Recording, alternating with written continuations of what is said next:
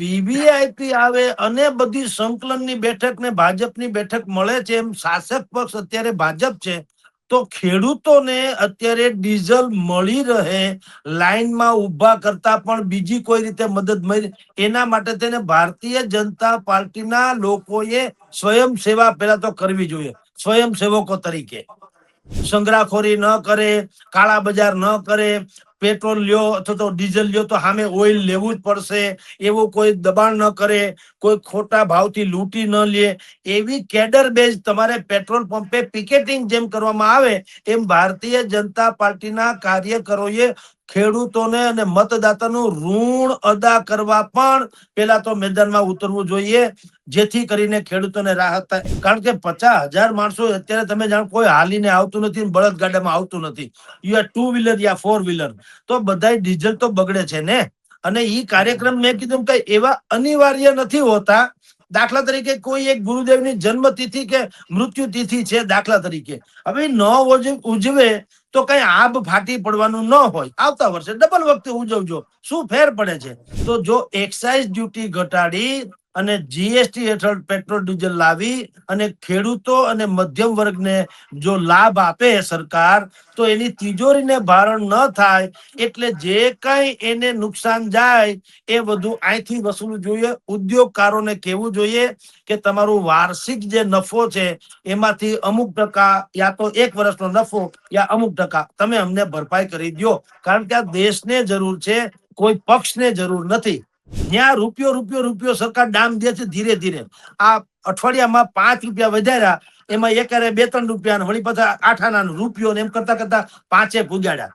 હજી ઓઇલ કંપનીઓ એમ કે છે કે અમને 25 રૂપિયા લીટરે નુકસાન જઈ રહ્યું છે. આ લોકોએ જે 25-30 રૂપિયા જીઓ, બીપી અને ન્યારાએ 25-30 રૂપિયા ભાવ વધાર્યો, તો એ સરકારના ધ્યાનમાં ન હોય એવું થોડું છે. તો સરકારે કેવું જોઈએ ને એને ઇમિડિયેટલી, અથવા તો મોટા ટ્રાવેલર્સ, મોટા ટ્રાન્સપોર્ટર્સ અને મોટા કારખાનેદારો એને કેવું જોઈએ ભાઈ તમારે ત્યાંથી જ લેવાનું. જેમ અત્યારે ખેડૂતોને કેમ કે છે 7/12 દાખલા લાવો, ફલાણું કરો, એમ બધા જે નાના લોકો ઉપર તમે જે કરો છો એના કરતા તમને ખબર છે બલ્કમાં કોણ લે. સરકાર પાસે હવે જો એવું છે મયુરભાઈ, કોઈ વસ્તુ છાની છપની છે નહીં. નમસ્કાર, સ્વરાજમાં આપનું સ્વાગત છે. હું મયુર. વાત કરવી છે દેશની અંદર જે અત્યારે પેટ્રોલ અને ડીઝલની અછત છે, ઘણી જગ્યાએ લાંબી લાંબી લાઈનો લાગી રહી છે, પછી ગુજરાત હોય કે રાજસ્થાન હોય કે દિલ્હી હોય.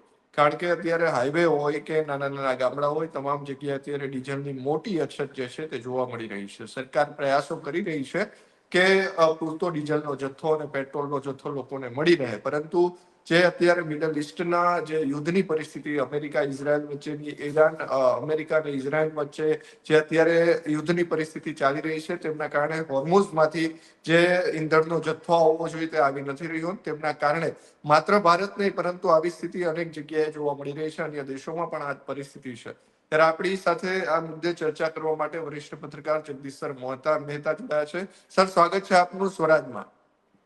નમસ્કાર સર, હાલની જે સ્થિતિ છે ભારતની અંદર, ધીમે ધીમે ડીઝલનો જથ્થો જે છે, પેટ્રોલનો જથ્થો જે છે તે ઓછો થવા લાગ્યો છે. અનેક દ્રશ્યો આપણી પાસે સામે આવી રહ્યા છે કે લાંબી લાંબી લાઈનો જે છે તે લાગી છે. ત્યારે સરકારે ખરેખર આમાં શું કરવું જોઈએ અને આના ઉપાયો શું છે? જુઓ મયુરભાઈ, કોઈ પણ વિપદા જ્યારે આવે ત્યારે પહેલી વાત તો ઈ કે સામૂહિક પ્રયાસ કરો તો જ એમાંથી આપણે પાર ઉતરી શકીએ, કોઈ એક બે ના આધારે નહીં. હવે અત્યારે પહેલી વાત તો ઈ કે જનતા શું કરી શકે અને પછી સરકાર શું કરી શકે. જુઓ, જનતા શું કરી શકે એ આપને કહું. તમને યાદ હશે જ્યારે પણ અહીંયા નરેન્દ્ર મોદી કે ભૂપેન્દ્રભાઈ પટેલ એની જ્યારે કોઈ સભા થવાની હોય સૌરાષ્ટ્રમાં, તો તમે લખી રાખો, આપણે છાપામાં વાંચીએ છીએ ને કે ત્યાંના સ્થાનિક ભારતીય જનતા પાર્ટીના કાર્યકરો ને નેતાઓ પણ એની સંકલનની બેઠક બોલાવે તૈયારી માટે થઈને. સરકાર સ્વયં એક બેઠક બોલાવે, સરકાર પણ તામ જામ ને બધું, કે ભાઈ વડાપ્રધાન આવે છે તો એના માટે શું વ્યવસ્થા કરવી શું નહીં. આખે આખું તંત્ર એમાં જોતરાયેલું હોય છે. તો મને સમજાવો મયુરભાઈ કે જેમ એ ભલે જરૂરી હોય ને ભલે કરે, અને એ કરે જ છે, આપણે કહીએ કે ન કરીએ.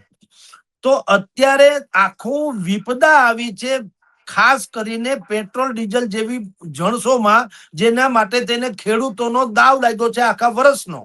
કારણ કે ચોમાસું આવું થઈ રહ્યું છે, અને અત્યારે ખેતરમાં શું હોય, આગોતરા વાવેતરની સિઝન ગણાય. આગોતરા વાવેતરની એને ઓરોણા કહે છે, ઓરોણા ગામમાં. એ આગોતરું વાવેલું એટલે ખેતરમાં થોડુંક, એટલે કુવામાં પાણી હોય, તળિયા ઝાટક હાવ છેલ્લું પાણી છે ધારો કે, તો ઈ લોકો ખેડૂતો આમાંથી આગોતરું વાવેતર કરી નાખે, કારણ કે પછી જે પાણીની જરૂર પડવાની એ તો ઉપરથી ઉપર વાળો વરસવાનો છે. જૂન મહિનામાં ભાઈ આપણા અંબાલાલ પટેલ થી માંડીને આપણી વેદ શાખા સુધીના બધા લોકો કે છે કે જૂનમાં 10 થી 15 તારીખે વરસાદ આવશે. એટલે અત્યારે સિઝન છે આગોતરા વાવેતરની. હવે આગોતરું વાવેતર કરવું હોય તો સૌથી વધુ ખેડૂતોને ડીઝલ તો જોવાનું જ, એના સિવાય છૂટકો નથી. કારણ કે બધું જ અત્યારે ખેતી પણ મોટા ભાગની ટ્રેક્ટર આધારિત થાય છે, જે હંમેશા આ ડીઝલ થી ચાલે છે. એટલે ઈ જેમ વીવીઆઈપી આવે અને બધી સંકલનની બેઠક ને ભાજપની બેઠક મળે છે, એમ શાસક પક્ષ અત્યારે ભાજપ છે. તો ખેડૂતોને અત્યારે ડીઝલ મળી રહે, લાઈનમાં ઉભા કરતા પણ બીજી કોઈ રીતે મદદ મળી, એના માટે તેને ભારતીય જનતા પાર્ટીના લોકોએ સ્વયંસેવા પેલા તો કરવી જોઈએ, સ્વયંસેવકો તરીકે. એમાં કોઈ વધારે ન લઈ જાય, સંગ્રહખોરી ન કરે, કાળા બજાર ન કરે, પેટ્રોલ લ્યો અથવા તો ડીઝલ લ્યો તો સામે ઓઇલ લેવું જ પડશે, એવું કોઈ દબાણ ન કરે, કોઈ ખોટા ભાવથી લૂંટી ન લે, એવી કેડર બેઝ તમારે પેટ્રોલ પંપે પિકેટિંગ જેમ કરવામાં આવે, એમ ભારતીય જનતા પાર્ટીના કાર્યકરોએ ખેડૂતોને અને મતદાતાનું ઋણ અદા કરવા પણ પેલા તો મેદાનમાં ઉતરવું જોઈએ, જેથી કરીને ખેડૂતોને રાહત થાય. આ એક વાત. જનતા શું કરી શકે, આ જનતામાં જ ગણાય, એટલે કઉ છું.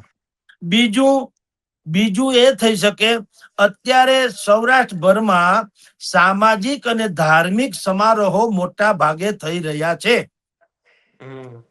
હવે કોઈમાં પ્રાણ પ્રતિષ્ઠા છે, કોઈ મંદિરને 5-50 વર્ષ પૂરા થાય છે, કોઈ ગુરુદેવ કે સંત મહંતને 5-15 વર્ષ પૂરા થાય છે, કોઈના ભૂમિપૂજન છે, કોઈ સમાજમાં બદલાવ માટેની વાતો છે. ઘણા બધા વિષયોને લઈ અને વિરાટ સંમેલનો થઈ રહ્યા છે. હવે એ સંમેલનોમાં મિનિમમ 10-15 થી માંડીને 50,000 જેટલા લોકો એમાં આવતા હોય છે, અને જમણવાર ઇત્યાદિ થતો હોય છે. હવે અત્યારે જયારે આ ક્રાઇસિસ છે, ત્યારે આપણે જનતા તરીકે, એ પછી ડાયરા હોય, ધાર્મિક સમારોહ હોય કે સામાજિક સમારોહ હોય, હાલ પૂરતા થોડાક વિલંબમાં રાખવા જોઈએ. જ્યારે સ્થિતિ બરાબર થાળે પડે તઈએ ભલે પાછા બેવડી રીતે ઉજવીએ. પણ અત્યારે, કારણ કે 50,000 માણસો અત્યારે તમે જાણો, કોઈ હાલીને આવતું નથી, બળદગાડામાં આવતું નથી, યા 2 વ્હીલર યા 4 વ્હીલર, તો બધા ડીઝલ તો બગડે છે ને. અને ઈ કાર્યક્રમ મેં કીધું કઈ એવા અનિવાર્ય નથી હોતા. દાખલા તરીકે કોઈ એક ગુરુદેવની જન્મતિથિ કે મૃત્યુ તિથિ છે, દાખલા તરીકે, હવે ન ઉજવે તો કઈ આબ ફાટી પડવાનું ન હોય, આવતા વર્ષે ડબલ વખતે ઉજવજો, શું ફેર પડે છે. એટલે એક તો આ બીજું કામ. ત્રીજું કામ, હવે સરકાર તરફ આવું. આ મેં બે પ્રજાકીય વાત કરી. ભારતીય જનતા પાર્ટીએ મતદારોના ઋણ અદા કરવા માટે થઈને પેટ્રોલ પંપોએ પણ એની ટીમ ઉતારવી જોઈએ, જેથી ખેડૂતો બચી જાય કાળા બજારથી માંડીને લૂંટાતા. અને બીજું, જનતાએ અને ધાર્મિક મંડળો અને જે સંસ્થાઓ છે, એને આ કામ કરવું જોઈએ. આ બે વાત મેં કરી. હવે આવે છે લીગલની વાત, જે ખરેખર બીજી ઓલી બે તો નૈતિક છે, કરીએ તો કરીએ, પણ સરકાર શું કરી શકે?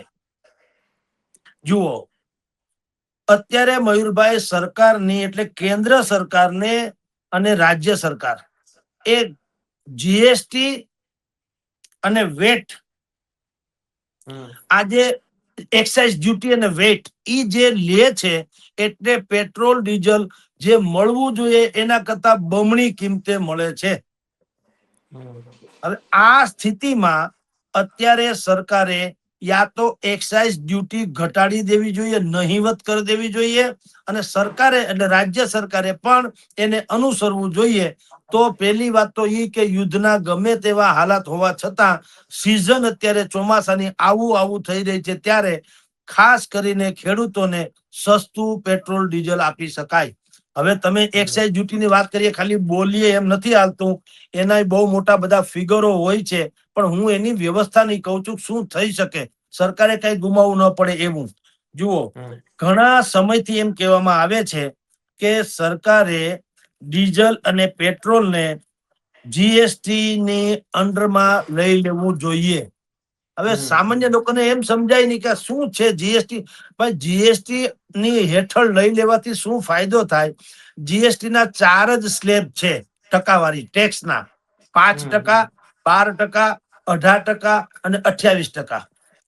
એટલે કોઈ પણ વસ્તુ હોય એને 28% થી વધુ તમે એમાં ટેક્સ લઈ શકો નહીં. એનું ગુજરાતી, રાઈટ?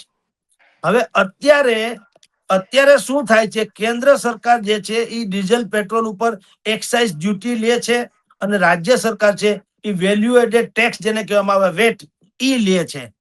આ બે જે તમે છે ને, એ મૂળ જે કિંમત હોય ડીઝલ પેટ્રોલની, એ બે માં વેટ અને એક્સાઇઝ ડ્યુટી ઉમેરો તો 50 થી 60%, 40 થી 50% એમાં ઉમેરો થઈ જાય.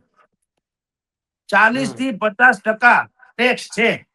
હવે જો સરકાર આ જીએસટી હેઠળ લઈ લે તો પેલા તો જીએસટી હેઠળ લેવાથી શું થાય છે, 28% થી વધુ તો લેવાતું નથી. છેલ્લામાં છેલ્લો સ્ટેપ છે 28%. તો પણ જીએસટી હેઠળ લે એટલે 28% થી વધુ ન લે એટલે અત્યારે ખેડૂતોને જે પેટ્રોલ ડીઝલ મળે છે એને કરતા 55, 40, 45 થી 50% ઓછા ભાવે મળી શકે. પેલી વાત તો ઈ. પેટ્રોલ આપણને 70-75 રૂપિયા મળી શકે, ડીઝલ આપણને 65 થી 70 રૂપિયા મળી શકે, જો જીએસટી હેઠળ લાવવામાં આવે તો. અને વળી પાછું જીએસટી હેઠળ લાવવામાં આખા દેશમાં એક સરખું, કારણ કે વન નેશન વન ટેક્સ એવું પણ સરકાર જીએસટી વખતે કહેતી હતી. તો જીએસટી હેઠળ લાવે એટલે ક્યાંય આખા દેશમાં એક તો સમૂહ સૂત્રું, ક્યાંય મદ્રાસમાં અલગ ભાવ છે, મુંબઈમાં અલગ, દિલ્હીમાં અલગ, ગુજરાતમાં અલગ, એવું કઈ નહીં. આખા દેશમાં એક સરખા ભાવ રહીએ. પેલી વાત તો ઈ. એટલે સરકાર એક તો આ કરી શકવી જોઈએ. હવે તમે કયો કે જો આવું કરે તો સરકારની તિજોરી તળિયા ઝાટક થઈ જાય, તો એનું શું? એવું નથી હોતું સાહેબ મયુરભાઈ. હવે આપણે સુઝાવ નંબર 2 આપીએ કે સરકારે જેટલા ઉદ્યોગકારોએ ગુજરાતમાં મૂડી રોકાણ કર્યું, એ દેશના હોય કે પરદેશના હોય, એને આપણે સસ્તા ભાવે જમીન, અને એ બેસુમાર જમીન, પછી રોડ, નળ, ગટર, લાઈટ, ઇલેક્ટ્રિક, વીજળી થી માંડીને બધાની કનેક્ટિવિટી, જેને કહેવામાં આવે ઇન્ફ્રાસ્ટ્રક્ચર, ઈ પણ સરકારે એને આપ્યું. સસ્તા દરની લોન, લોંગ ટર્મની, 90 વર્ષે 50 વર્ષે આપજો, ને એ પછી રાજા રામ જાણે શું થાય, કારણ કે પછી તો જે હોય વસૂલે. 40-50 વર્ષ કોની ખબર એમ. અત્યારે દઈ દીધી લોન લાંબા ટર્મની, ઓછા વ્યાજે, અને લાંબા ટર્મની લોન એને આપી છે. એટલું જ નહીં, મોટા ભાગના એટલા ઉદ્યોગપતિઓ છે એને સરકાર લોન માફ પણ કરી દે છે. હવે આ બધી જે સ્થિતિ છે એનો આંકડા બેસુમાર છે. મયુરભાઈ, તમારી ચેનલમાં ગઈકાલે કે પરમ દિવસે મેં 10 ટોપ 10 કંપનીઓના નફાના ફિગર આપ્યા હતા. 80,000 કરોડ થી 1 લાખ કરોડ સુધીના જેના નફો હોય વર્ષે, એવા ખાલી 10 જ કંપનીના નામ મેં આપ્યા હતા. દેશમાં એવી સેંકડો કંપની છે. તો જો એક્સાઇઝ ડ્યુટી ઘટાડી અને જીએસટી હેઠળ પેટ્રોલ ડીઝલ લાવી અને ખેડૂતો અને મધ્યમ વર્ગને જો લાભ આપે સરકાર, તો એની તિજોરીને ભારણ ન થાય. એટલે જે કઈ એને નુકસાન જાય એ બધું અહીંથી વસૂલવું જોઈએ. ઉદ્યોગકારોને કહેવું જોઈએ કે તમારું વાર્ષિક જે નફો છે એમાંથી અમુક ટકા, યા તો 1 વર્ષનો નફો, યા અમુક ટકા તમે અમને ભરપાઈ કરી દો. કારણ કે આ દેશને જરૂર છે, કોઈ પક્ષને જરૂર નથી. એટલે આ 3 ઉપાય મેં જે કીધા સાહેબ મયુરભાઈ, આ 3 ઉપાય છે ઇમિડિયેટલી લાગુ કરી શકાય એવા છે. નતર ઉપાય નંબર 4 તો મેં ગઈકાલે કીધો તો, પણ કાલને કાલ થાય નહીં. કે મેં એમ કીધેલું કે જૈવિક ખેતી શરૂ કરે, બળદ ઉપર લોન આપો. અત્યારે શું છે, ટ્રેક્ટર ઉપર લોન આપે છે. મિની ટ્રેક્ટર જેને સનેડો કહેવાય, અમેરિકામાં અમરેલીના ચિત્તલ બિત્તલમાં બને છે સનેડા ટાઈપના. તો ખેડૂત લે એવી પાછી 84 જેટલી યોજનાઓ છે જે કૃષિ માં વપરાતા સાધનોમાં સરકાર સબસિડી આપે છે. તો હું એમ કઉ છું કે એની સાથોસાથ કદાચ આ ટ્રેક્ટર વડે આપતા હોય ભલે આપે, પણ એવું કરો ને કે ભાઈ બળદથી ખેતી કરે ને વિશેષ આપો, જેને પોહાય ઈ રાખશે. મને ઘણા બધા લોકોએ કીધું કે સાહેબ હવે આ ફાસ્ટ યુગ છે અને બળદથી ખેતી હવે સંભવ નથી, કારણ કે બળદને હાચવવા પડે, પળોટવા પડે, પાણી પાવું પડે, ફેરવવા પડે. ભાઈ છે તો છે, એ બધી હકીકત તો છે જ, પણ જેને પોસાય એને ક્યાં ફરજિયાત છે. સરકારે શું કરવું જોઈએ કે જો ધારો જેમ અત્યારે શું છે, ગાય રાખે એને સરકાર મહિને એટલા રૂપિયા આપે છે. આપણી વાત જો 900 રૂપિયા અત્યારે આપે છે. ગાય જે રાખે એને સરકાર 900 રૂપિયા અત્યારે આપે છે. એનો અર્થ એવો ક્યાં છે કે તમે ચોથા માળે રહેતા હો તો તમારે તોય ગાય પાળવી, એવું ફરજિયાત કોઈ વાત છે જ નહીં.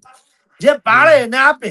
એમ જેને બળદથી ખેતી પોસાય અથવા પોતે ગામમાં જ રહેતા હોય ને બળદથી ખેતી કરે તો એના 4-5 ફાયદા થાય ને. એક તો જૈવિક ખેતી સેન્દ્રિય ખાતરથી થાય, જેને ઓર્ગેનિક કે છે, જેની આખી દુનિયામાં અત્યારે રાડ છે. ઓર્ગેનિક હોય તો વધુ સારું. તો સેન્દ્રિય ખાતર પણ આપોઆપ થાય, કારણ કે બળદ પોદળા કરે છે. મેં કીધું એમ કઈ ટ્રેક્ટર થી પોદળા નથી કરતું, ઉલટાનું પ્રદૂષણ કરે છે. તો સરકારે એક બીજા લાંબા રૂટમાં કે ભાઈ જૈવિક ખેતી જે કરશે, બળદ આધારિત ગૌ કે ગૌવંશ આધારિત ખેતી કરે, એને એક વિશેષ યોજના રૂપે 5 રૂપિયા વધુ ફાળવો, જેને પોસાય તે રે. મને કહું છું ને, બધા આપણે એમ નથી કે તમે કાલ ટ્રેક્ટર વાળાને બંધ કરી દો, ટ્રેક્ટર નું ચાલુ રાખો ને તમારે જે હાલતું હોય હાલો, પણ આપણે કરો તો એનાથી બે વસ્તુ થશે. ગૌ ને ગૌવંશ બે મોટા ભાગે બચી જશે, કારણ કે ગાય દોવાથી બંધ થાય ને, દૂધણી ગાય વહુકી જાય પછી આ લોકોને એમ થાય હવે એને રાખવી બહુ ભારે થઈ પડે, એટલે પછી એને રઝળતી મૂકી દે અને લોકો લાગતા વળગતા એને ખવડાવે તો ઠીક છે, નહીતર એને કોઈ કતલખાને લઈ જાય. એના કરતા જૈવિક ખેતીની વાતો સરકાર એમાં સબસિડી આપે તો જે બે પશુ પાળતા હોય બળદના, તો એનો ચારા ભેગું ગાયનો ચારો પણ આવી જાય, તો ગૌ વંશ ટકી જાય. આપણી જૈવિક ખેતી જે છે પાછી પુનરુદ્ધાર થાય, ઓર્ગેનિક ખેતી થાય. એનાથી દરદ જે અત્યારે રાસાયણિક જે વાતો છે ખેતી, એનાથી જે આપણને દરદ થાય છે, મોટા કેન્સર સહિતના એ દર્દોમાંથી ઓછું થાય અને આપણે બધા હેલ્ધી રહી શકીએ. ભલે એ લાંબા ગાળાની હોય, પણ સરકારે યોજના આમથી પણ તમારી આ નર્મદા યોજના કેટલા વર્ષે આવી, પણ કોકે એવું બીજ રોપ્યું સરદાર પટેલ થી માંડીને બીજાએ, તો અત્યારે સાકાર થઈ ને. અને થઈ તો શું થયું, કચ્છ સુધી કેનાલમાં પાણી પહોંચાડી શકે કે નહીં. સૌની યોજના નરેન્દ્ર મોદી એ ચૂંટણી પહેલા અહીંયા રાજકોટના હેમુ ગઢવી હોલમાં ચૂંટણી આડે થોડાક દી બાકી હતા ત્યારે આવીને પ્રેઝન્ટેશન કરેલું. બધાએ વિરોધ કર્યો હતો કે આ તો ચૂંટણી છે એટલે આ કર્યું છે, રાતોરાત ડીંડક ઉભું કર્યું છે, આવું કઈ થાય નહીં વગેરે. 10,000 કરોડની એ સમયમાં એને સૌની યોજના જાહેર કરી હતી. અત્યારે થઈ કે નહીં? આપણા આજી ડેમમાં પાણી આવે છે, ક્યાંથી આવે છે? સૌની યોજના થકી જ આવે છે. તો સવાલ એ છે કેટલીક લાંબા ગાળાની યોજના હોય, જ્યારે જેને સમજાય ત્યારે. તો જૈવિક ખેતી કરવા માટે થઈને અત્યારે સરકાર પાસે ગોલ્ડન ઓપોર્ચ્યુનિટી છે કે એક સ્કીમ એવી બહાર પાડે કે જે લોકો બળદ આધારિત ખેતી કરશે એને અમે અમુક ટકા વધુ સબસિડી આપીશું.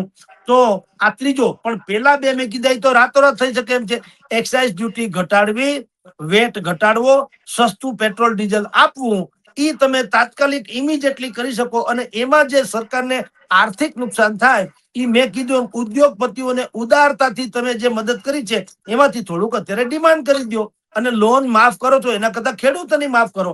અત્યારે ઉદ્યોગપતિઓની કેટલાક લોકો બુદ્ધિપૂર્વક જે છે, હવે અનિલ અંબાણી છે, આમ કે દિવાળું ફૂક્યું એવું આપણે છાપામાં વાંચીએ છીએ, પણ એનું મકાન જે છે એ તો એવું ને એવું છે. આપણી ભાષામાં વાત કરું છું, મકાન છે એની રેણી કરી છે, સાંભળ્યું કોઈ કે ઘી ચોપડા વગરની રોટલી ખાઈ લીધી એવું હોય? એ તો ટેસ્ટ માલપુઆ જ ખાવે છે. તો જે મોટા મોટા ઉદ્યોગપતિઓને તમે ગુનેપૂર્વક લોન માફ કરી દો છો, એના કરતા હવે અત્યારે યુદ્ધનો સિનારીઓ છે અને કદાચ લંબાઈ એવી સંભાવના છે, કારણ કે ડોનાલ્ડ ટ્રમ્પ એના દીકરાના લગ્નમાં જવાના નથી. એને એવી આશંકા છે કે જો લગ્નમાં જશે તો ઈરાન વાળા એની ઉપર સ્ટ્રાઇક કરીને મારી નાખી શકે. અને ઈરાને એ લગભગ એવી તો ધમકી આપી છે કે એની દીકરી જે છે, ઈનાવા કે નામ છે ડોનાલ્ડ ટ્રમ્પની, એને તો ટાર્ગેટ કરવા માંગે જ છે, કારણ કે અમેરિકાએ આયતોલા ખોમેનીથી માંડીને બધાનો ખાત્મો બોલાવી દીધો. એનો અર્થ હું એમ કઉ છું કે જે થવું એ થાય, પણ યુદ્ધ લગભગ વકરે એવું તો લાગે છે. અત્યારે શાંતિના એંધાણ દેખાતા નથી. અત્યારે તમારી જાણ ખાતર ભારતમાં અમેરિકાના પ્રતિનિધિ છે રૂબિયો, એ અત્યારે આવ્યા છે, નરેન્દ્ર મોદીને મળ્યા છે. એને કીધું અમેરિકા પાસેથી જોઈએ એટલું તમને પેટ્રોલ મળશે, તમે રશિયા પાસેથી જોઈએ એટલું ખરીદી શકશો, આ બે છૂટ તો આપી જ છે. રાજા રામ જાણે પછી શું થયું. તો સરકારના પ્રવક્તાઓએ આપણને હૈયા ધારણ મળે, અહીંયા જીતુભાઈ વાઘાણી છે કે જે હોય તે, એ લોકોએ અહીંયા પ્રવક્તા તરીકે કેવું જોઈએ કે આ બે છૂટછાટ મળી છે એટલે આપણી પાસે પેટ્રોલ ડીઝલનો સ્ટોક પૂરતા પ્રમાણમાં, બલકે જોઈએ એટલો મળે એમ છે, ચિંતા કરતા નહીં. અને રાજ્ય અને કેન્દ્ર પાસે જે રિઝર્વ સ્ટોક છે એ રિઝર્વ સ્ટોક છે એ અત્યારે એને મૂકવો જોઈએ બજારમાં, જેથી પેટ્રોલ પંપોની ત્યાં 2-2, 5-5 કિલોમીટરની જે લાઈનો લાગે છે કિસાનોની, એ લાઈનો ઓછી થાય, એને આરામથી પેટ્રોલ મળી જાય. અને બાકીની જવાબદારી મેં શરૂઆતમાં કીધું તેમ ભારતીય જનતા પાર્ટી એને જેને મત લીધા છે, જનતાએ જેને મત આપ્યા છે, એને કયો યાર તમે ઘરની બહાર નીકળો, થોડીક મદદ કરો તંત્રને, તમારી જ સરકાર છે, તમને જ મત આપ્યા છે લોકોએ. અત્યારે આ સુવર્ણ તક છે જનતાની સિમ્પથી એટલે કે સહાનુભૂતિ મેળવવાનો. આમ તો કોંગ્રેસ અને આમ આદમી પાર્ટીથી માંડીને કોઈ પણ પક્ષ આવું કરી જ શકે. અત્યારે તમે એની પડખે ઉભા રહ્યો ખેડૂતોની, તો તમે એની હમદર્દી જીતી શકશો. અને તમે એમ કહો કે વિરોધ પક્ષ શું કરી શકે, દાખલા તરીકે એના હાથમાં તો કઈ નથી ના, એવું પણ નથી. હું તમને એમ કહું કે પેટ્રોલ પંપની લાઈન લાગી 2 કિલોમીટરની, જો આમ આદમી પાર્ટી કે કોંગ્રેસના કાર્યકરો એમ કે કામ કરો, તમે ઘરે તમારે જાઓ, તમે આંતરખેડ કરવી છે ને ખેતરમાં, તમે આંતરખેડ કરો, મજા કરો, જમીનને હમથળ કરો. તમારે અહીંયા જે ડબલું લઈને ઉભા રહેવાનું છે 2-5 કલાક કે રોંઢા સુધી, તમારી જગ્યાએ અમે ઉભા રહેશું, તમારો વારો આવે ત્યારે તમને બોલાવશું. આ પણ એક મદદ થઈ કે ન થઈ? જેમ સરકાર શું કે છે, તમે એક સ્કૂટર લઈને જતા હો, 2 જણાને બેહાડી દો એટલે 3 જણા એકારે વયા જાય ને, પેટ્રોલ તો એટલું ને એટલું બગડવાનું છે, તો 3 ને બેસાડી દો. એમ જેમ કે છે, જનતાને જેમ આપે છે, એમ આપણે સુઝાવ આપીએ કે આ રાજકીય પક્ષો જે છે એ ખાલી આજે શું થયું, રાજકોટમાં સાંઢિયા પુલના ઉદઘાટનમાં આમ આદમી પાર્ટીના કાર્યકરો ગદા લઈને દોડ્યા, પછી એને પકડી લીધો, એ ડ્રામા આખો પૂરો થયો. ઠીક છે બધું, એ બધા દેખાવો કરવા કરતા આમ આદમી પાર્ટીના કાર્યકરોએ પેટ્રોલ પંપોની લાઈનો જ્યાં લાંબી લાગી હોય ત્યાં કેવું જોઈએ ખેડૂતોને, તમે તમારા ખેતરનું કામ કરો, તમારી જગ્યાએ અમે લાઈનમાં ઉભા રહેશું, અને તમારો વારો આવવાનો થાય ત્યારે તમને બોલાવશું. તો ઓલા લોકોને એમ લાગે કે આ કામ તો લાગ્યા આપણને, અત્યારે મદદમાં થોડાક રાહત તો થઈ. એટલે હું આ ત્રણેયને કહું છું, કોંગ્રેસ, ભાજપ અને આમ આદમી. ભાજપને વિશેષ એટલા માટે કહું કે તમારી તો મૂળ ઉત્તરદાયિત્વ પણ છે, જવાબદેહી પણ છે, તમારી કૃતજ્ઞતા વ્યક્ત કરવાનો તમારી પાસે સમય પણ છે, કારણ કે હમણાં જ તમને લોકોએ ખોબલા મોઢે મત આપીને જીતાડ્યા છે. એટલે સરકાર તરફે એક્સાઇઝ ડ્યુટી ઘટાડવાનું અને પ્રજા તરફે જે સામૂહિક સમારોહો છે એ બંધ કરી અને ભાજપ કોંગ્રેસના કાર્યકરોએ જનતાને ખેડૂતોને મદદ કરવા, એને સહાનુભૂતિ જીતવા ઉભું રહેવું જોઈએ. આવું બધું જો સામૂહિક પ્રયાસ કરવામાં આવે તો આ સમસ્યામાંથી આપણે પાર ઉતરી શકીએ. મયુરભાઈ જી. સર, હાલની પરિસ્થિતિની વાત કરીએ તો જે પ્રમાણે ડીઝલનો જથ્થો મળી નથી રહ્યો, તેમના કારણે ખેડૂતો જે છે તેમને ખૂબ મુશ્કેલીનો અત્યારે સામનો કરવો પડી રહ્યો છે. સૌથી વધારે જે લાઈનો લાગી છે એ ટ્રાન્સપોર્ટેશન અને જે ખેડૂતો છે કે જેમને અત્યારે વાવણી હમણાં આગામી દિવસોની અંદર જ્યારે વરસાદ થશે તો વાવણી માટે ખેડૂતોને ડીઝલની જરૂર પડતી હોય છે. તો આવનાર દિવસોની અંદર જો સરકાર આ જથ્થો પૂરો પાડી નહીં શકે તો આપણો આમ તો કૃષિ પ્રધાન દેશ છે, તો ખેડૂતો જે છે તે વાવણી નહીં કરી શકે તો આની અસર દેશ ઉપર કેટલી પડશે? સાહેબ, તો એથી ભયંકર ઘટના છે. અને સ્વાભાવિક જ છે, સરકારે આપણા કરતા 50 ગણી વધારે એને ચિંતા દાખવવી પણ જોઈએ. આ શું કામ થયું છે એના મૂળમાં જવું પડે. મયુરભાઈ, એકચ્યુઅલી એવું છે કે આપણે, તમે ને હું 2 વ્હીલર ને 4 વ્હીલર ચલાવીએ છીએ, અને જ્યાંથી પેટ્રોલ આપણે સામાન્ય રીતે લેતા હતા એ બધી સરકારી કંપની, IOC હોય, BPL હોય કે HPC હોય કે જે હોય તે, એ બધા પેટ્રોલ પંપોમાં શું થયું રાતોરાત ખબર છે? જે બલ્કમાં લોકો લે છે પેટ્રોલ ડીઝલ, એટલે જથ્થાબંધ. તમે ને હું તો હું ટાંકી ફૂલ કરાવીએ ને, સ્કૂટરમાં ને ઓલામાં હોય તો 5-10 લીટર, કારમાં હોય તો 20-25 લીટર, વાત પૂરી. પણ ટ્રાન્સપોર્ટર્સ, ખાનગી ટ્રાવેલર્સ, પછી ફેક્ટરી વાળા અને અમુક મોટા ખેડૂતો, આ લોકોને બલ્કમાં જોતું હોય. બલ્કમાં એટલે 500 લીટર, 1000 લીટર, 500 લીટર, 1000 લીટર, એવી રીતે એને પેટ્રોલ ડીઝલ જોતું હોય છે. એ અત્યાર સુધી આ લોકો ક્યાંથી લેતા હતા મોટા ભાગે ખબર છે? ખાનગી પેટ્રોલ પંપ, જીઓ, BP અને નાયરા, ત્યાંથી આ લોકો મોટા ભાગે લેતા હતા. એટલે આપણને સલુકાઈથી પેટ્રોલ મળી રહેતું હતું, એને મળી રહેતું હતું, કારણ કે પેટ્રોલ ડીઝલની તંગી નહોતી. એ લોકોને 2-5 રૂપિયા મોંઘું પડતું, પણ બલ્કમાં લેતા એટલે એને ફાવતું ને લઈ લેતા હતા. પણ હવે શું થયું છે, તમે જે કીધું તેમ, એ જે કંપની છે ત્રણેય ખાનગી, જીઓ, પછી મેં ન્યારા અને બીપી, એને શું કર્યું છે, લીટરે 25-30 રૂપિયા વધારી દીધા. અને તમે જોજો, કલ્પના કરો, તોય એનો ઓહાપો એટલો નથી થયો જેટલો અહીંયા 1 રૂપિયો વધે થાય છે. શું કામ? અહીંયા બધા મારા તમારા જેવા બધા જ લોકો અહીંથી લે છે, સરકારી પેટ્રોલ પંપોમાંથી ડીઝલ પેટ્રોલ લે છે. ત્યાં રૂપિયો સરકાર દામ દે છે ધીરે ધીરે. આ અઠવાડિયામાં 5 રૂપિયા વધાર્યા, એમાં એકારે 2-3 રૂપિયા, વળી પાછા 8 આના રૂપિયો, એમ કરતા કરતા 5 ઉગાડ્યા. હજી ઓઇલ કંપનીઓ એમ કે છે કે અમને 25 રૂપિયા લીટરે નુકસાન જઈ રહ્યું છે. એનો અર્થ એમ છે કે હજી 25, જો આ યુદ્ધનો ડખો ન પતે અથવા તો વકરે, તો હજી 25 રૂપિયા સુધી વધારો આવી શકે. અને ઈ તો એક ભીતિ હતી જ. એમાં એક ઉમેરાણું શું, જે મોટા એટલે કે ટ્રાવેલર્સ વાળા, ટ્રાન્સપોર્ટર્સ વાળા, ફેક્ટરી વાળા, જે જીઓ, ન્યારા અને બીપી માંથી લેતા હતા, ત્યાં 25-30 રૂપિયા ઓલરેડી વધી ગયા. એ બધા પાછા અહીંયા આવ્યા, તમારા ને મારા પેટ્રોલ પંપ માંથી, જ્યાં આપણે લઈએ છીએ ત્યાંથી સરકારી. એટલે ત્યાં ભયંકર અછત સર્જાણી છે. અને સરકાર ગમે તેવી વાત કરે, તળિયા ઝાટક બધી વાતો હોય છે. અને ખેડૂતોથી માંડીને મારા તમારા જેવા બધા લાઈનમાં ઊભું પડે છે. આ સ્થિતિમાં જો સરકાર, મેં કીધું તેમ, વ્યવસ્થા નહીં કરે, પેટ્રોલ ડીઝલ રિઝર્વ સ્ટોક આપણી પાસે છે. અને અમેરિકાએ પણ છૂટ આપી છે કે અમેરિકામાંથી જોઈએ એટલા લઈ લ્યો, રશિયામાંથી જોઈએ એટલું લઈ લ્યો, આપણે વેનેઝુએલામાંથી પણ લઈ શકીએ છીએ, હોર્મુઝ સ્ટ્રેટમાંથી પણ. ચીન અને ભારત એના જહાજોને તે આવવા જ દે છે, એ તો શત્રુ દેશોને આવવા નથી દેતા. તો મિત્ર દેશ તરીકેમાં આપણી હજી નામ છે. ઈરાનમાંથી જે હોર્મુઝ સ્ટ્રીટ જેને કહેવાય, જ્યાંથી મોટા ભાગનું 80-90% પેટ્રોલ ડીઝલ આખા દુનિયાનું જ્યાંથી પસાર થાય, એ હોર્મુઝ સ્ટ્રેટ. હવે ત્યાંથી આપણા અને ચીનના જહાજ તો પસાર થાય જ છે. તો અત્યારે મેક્સિમમ પેટ્રોલ ડીઝલ જ્યાંથી આપણે મંગાવી અને સરકારે અહીંયા પૂરું પાડવું જોઈએ. નહીં તો સારા વરસાદની અપેક્ષા હોવા છતાં સંભવ છે કે સિઝન ફેલ જાય. કારણ કે તમે વાવો નહીં તો ઉગે ક્યાંથી, અને વાવવું ક્યાંથી ડીઝલ વગર, તો વાવણી સંભવ નથી. હવે બળદ આધારિત ખેતી તો રહી નથી હાલ તુરત. અત્યારે તો મોટા ભાગે ટ્રેક્ટર આધારિત બધી જે ઓલી ખેતી થાય છે.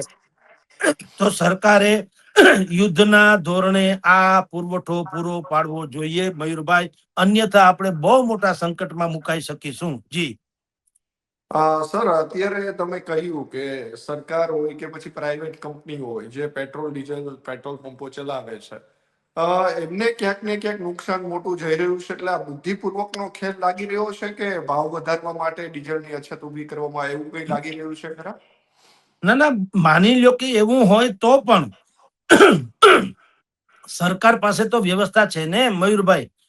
આ લોકોએ જે 25-30 રૂપિયા જીઓ, બીપી અને ન્યારાએ 25-30 રૂપિયા ભાવ વધાર્યો, તો એ સરકારના ધ્યાનમાં ન હોય એવું થોડું છે. તો સરકારે કેવું જોઈએ ને એને ઇમિડિયેટલી, અથવા તો મોટા ટ્રાવેલર્સ, મોટા ટ્રાન્સપોર્ટર્સ અને મોટા કારખાનેદારો, એને કેવું જોઈએ ભાઈ તમારે ત્યાંથી જ લેવાનું. જેમ અત્યારે ખેડૂતોને કેમ કે છે 7/12 દાખલા લાવો ને ફલાણું કરો, એમ બધા જે નાના લોકો ઉપર તમે જે કરો છો એના કરતા તમને ખબર છે બલ્કમાં કોણ લે. સરકાર પાસે હવે જો એવું છે મયુરભાઈ, કોઈ વસ્તુ છાની છપની છે નહીં, બધાને બધી ખબર છે. તો સરકારે એ વ્યવસ્થા કરવી જોઈએ. જથ્થાબંધ અને છૂટક, એ બે ગ્રાહકોને અલગ કરવા જોઈએ. જથ્થાબંધ લેનારા લોકોને વળી પાછા ત્યાં ન્યારા, જીઓ અને બીપી માં જ મોકલવા જોઈએ. અને ત્યાં કોઈ પણ ભોગે 5 રૂપિયા વધુ કે સસ્તું, એ જુદી ઘટના છે, પણ ત્યાં વ્યવસ્થા કરવી જોઈએ.